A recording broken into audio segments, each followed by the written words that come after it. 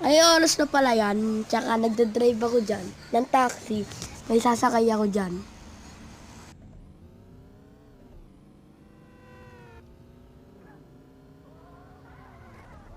Nakarating na tayo sa tulay kung saan natin ilalagay ang mga pasahero.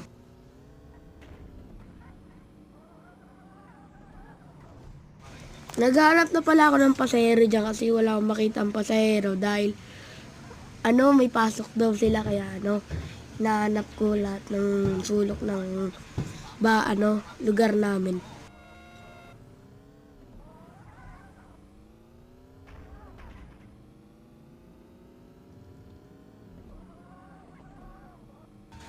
May nakita ako kanina kaso naunahan ako ng isa kaya nagmamadali na ako maghanap ulit kasi baka maunahan ako. Kaya nag-trip pa nga ako dyan. Kasi professional driver tayo.